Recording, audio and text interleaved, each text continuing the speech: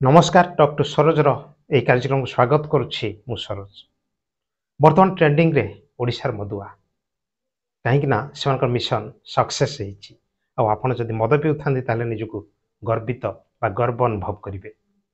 एक कथा आमे कहूनु जहाँ राज्य मद निगम तरफ प्रकाश पाई जे यही अप्रैल मासरे केवल 635 कोटी टंकार मद कारबार होती अर्थात 635 कोटी टंकार मद मदुआ माने पी सारी आमे जदि पुणी विस्तृत आलोचना उपरको आसिबा तेबे 283 कोटी टंकार लिकर बा हार्ड मद जहाँ बिक्री होती एवं 352 कोटी टंकार केवल बियर बिक्री होती। अनुमान करंतु आमे केते ट्रेंडिंग रे रही मद पाई सड़क दुर्घटना घटी थाए। मद पाई अनेक असामाजिक कार्य मध्य वृद्धि पाई थाए। पारिवारिक अशांति सहित निजर जीवन मध्य बा शारीरिक असुस्थता मनुष्य भोगी थाए। किंतु यह खातिर न करी आमे मद को एक पानीय रूपे बा देह पाई जो खाद्यर आवश्यकता रही से मद को मध्य आमे व्यवहार करुचे। आ सेपाखे जदि आमे देखिबा अनेक संगठन जो माने कि मदमुक्त ओडिशा गठन करिया पाई वर्ष वर्ष धरी आंदोलन चालू रखिछन्ति किंतु किंतु आमे ताकू सफलतार पहुंची पारु नाही एथिपाई जे आमे हमर अभ्यासर बशवर्ती हो सारी। जदि एठी आमे आउ गोटे कथा को मध्य दृष्टि के आनिवा जे वर्तमान मई मास एवं निर्वाचन ए मासरे आमे देखिबा आउ एपाकी जदि देखिबा तेबे आउ तृतीय पर्याय निर्वाचन बाकी थिबारु ए मे मासरे गला मासर बिक्री बटा ठारू मध्य अधिक टपिजियो बोली जहाँ संभावना रही। तेबे वर्तमान सुधा जदि आमे कहिबा तेबे 182 कोटी टंकार हार्ड बा लिकर बिक्री सरिलाणी एवं आउ 197 कोटी टंकार मध्य बियर बिक्री सरिची। पुणी आगो को आहुरी अनेक दिन बाकी रही या भितरे मध्य आहुरी अनेक कारबार होबार जहाँ संभावना रही बा जहाँ मद निगम जहाँ आकलन करिछि।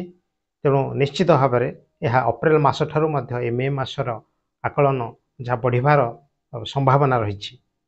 आमे जदि मद कथा देखिबा तेबे केवल जे मद शरीर को असुस्थ करे ता नुहे ता सहित पारिवारिक अशांति घटाए सामाजिक प्रतिपत्ति मध्य नष्ट करिथाए एवं सर्वोपरि यह सड़क दुर्घटनार मध्य अन्यतम गोटे कारण बोलिकी जहाँ जना पड़िछि।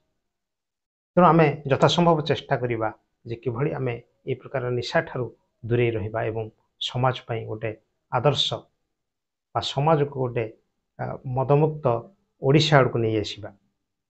आ आमे यदि चेष्टा करिबा मदमुक्त ओडिशा केवल संभव हो पारिबो ता नहले केवल जे आमे राजस्व वृद्धि सहायक होबा एवं अनेक पारिवारिक अशांति सृष्टि करी परिवार को भांगिबार आमे अन्यतम कारण साजिबा। आमे जानिछे मद पीबाटा गोटे निशा आउ जेते बेले आमे एथिरे संपृक्त बा आडिक्ट आमे हे जिबा सेते बेले अनेक असामाजिक कार्य आमे करि बसिबा। यार मध्य अनेक गुड़े खराब प्रभाव मध्य रही समाज उपरे जेपरि पारिवारिक अशांति घटी थाए।